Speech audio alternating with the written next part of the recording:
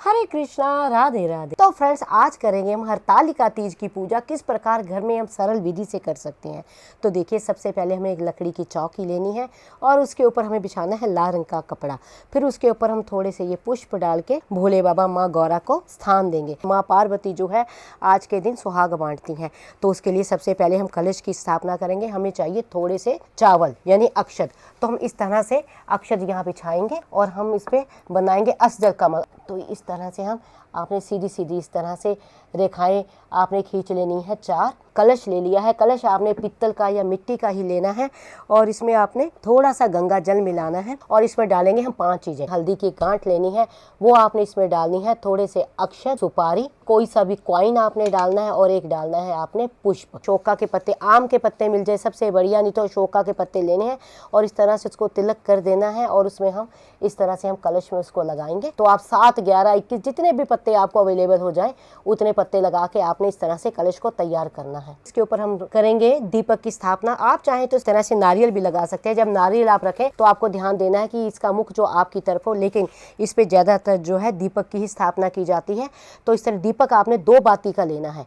जिस पूजा में दीपक लगता है 2 बाती का लगता है। इस तरह हम दीपक को यहाँ स्थान देंगे और फिर दीपक को प्रज्वलित कर देंगे हम इस तरह से। तो देखिए, हरतालिका तीज में पूजा होती है मिट्टी की मूर्तियां बना के। तो आप इस तरह से मिट्टी की मूर्तियां बना सकते हैं। आप इस तरह माँ गौरा यानी माता पार्वती की पिंडी बना सकते हैं।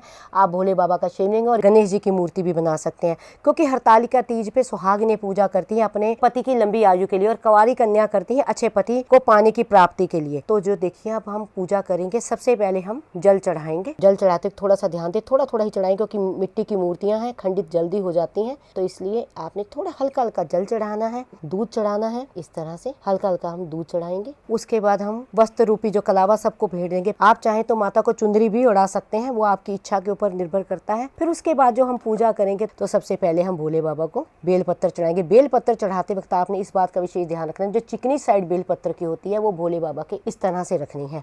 और फिर हम सभी को इस तरह बेल पत्तर चढ़ाने हैं। ये धतूरा हमारे पास है और ये देखिए आक के पत्ते चढ़ाने हैं आपने। तो भोले बाबा को चढ़ाएंगे हम सफेद रंग का पुष्प, हर माँ गौरा को और जो गणपति महाराज जी को गुड़हल का लाल रंग का पुष्प, वस्त्र रूपी जनेऊ भोले बाबा और गणपति महाराज जी को जो है जनेऊ चढ़ाएंगे। और फिर उसके बाद देखिए, घर में जो भी प्रसाद आपने उस दिन बनाया हो, जो भी प्रसाद आपको अवेलेबल हो, वो प्रसाद हम इस तरह से भोग में देंगे। और फिर उसके बाद मेन चढ़ाएंगे देखिए श्रीफल। जो श्रीफल होता है वो चढ़ाना आवश्यक होता है। तो हम श्रीफल भेंट में इस तरह से श्रीफल चढ़ाएंगे। और फिर माता गौरा को सुहाग की चीज़ें, तो देखिए सुहाग की चीज़ें आप 5, 11, 21, 31 कितनी भी आप सुहाग की चीज़ें ले सकते हैं।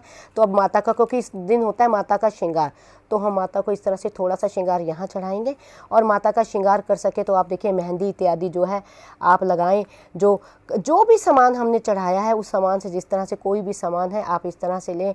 माता को काजल लगाएं, अगर आपके पास मूर्ति है तो मूर्ति पे आप काजल लगाएं, मेहंदी लगाएं, माता जी को बिंदी चढ़ाएं। ये सारा श्रृंगार का सामान हम माता जी को इस तरह से देंगे। आप चाहे तो चुंदरी भी उड़ा सकते हैं। ये हमारे पास भीगे चने हैं, ये भी जरूर चढ़ाने चाहिए। तो ये मैंने चने पहले से भिगो के रखे हैं, माता जी को इस तरह चढ़ा दें, आप यहाँ रख दें। और देखिए, ये जो तीज का त्यौहार होता है, इसमें चढ़ाए जाते हैं 3 तरह के फल, यानी 3 तरह के फल चढ़ाने जरूरी होते हैं। कोई भी आप ऋतु फल जो 3 तरह के फल हों आप वो जरूर चढ़ाएं, क्योंकि ये तीज पे 3 तरह के फल ही चढ़ाए जाते हैं। फिर उसके बाद हम तिलक करेंगे। देखिए, गणपति महाराज जी को और माता जी को रोली का तिलक इस तरह से, गणपति महाराज जी को और माता जी को और भोले बाबा को करेंगे चंदन का तिलक।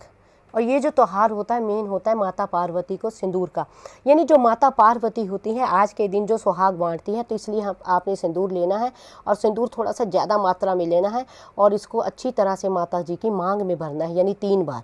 तो फिर बाद में सुहाग भी आपने किस प्रकार लेना है, तो देखिए इस तरह आपने अपनी चुन्नी का पल्लू करना है और फिर माता जी से इस तरह से आपने सुहाग लेना है और अपने माथे पे 3 बार आपने इस तरह से माता जी से सुहाग लेके आपने लगाना है। जो आपकी श्रद्धा हो, जितनी श्रद्धा हो उतनी दक्षिणा भी जो है माता जी को भेंट स्वरूप में दीजिए। तो इस तरह से हम भगवान को धूप दिखाएंगे। एक लेंगे जल का लोटा और हाथ में, सीधे हाथ में लेंगे थोड़े से अक्षत और एक पुष्प।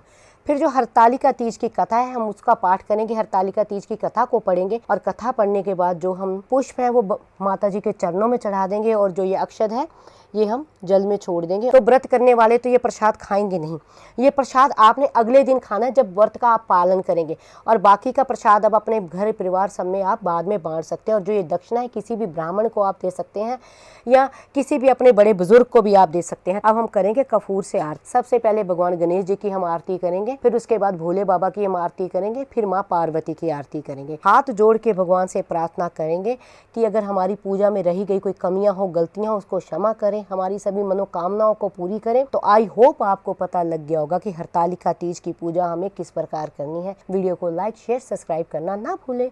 हरे कृष्णा, राधे राधे।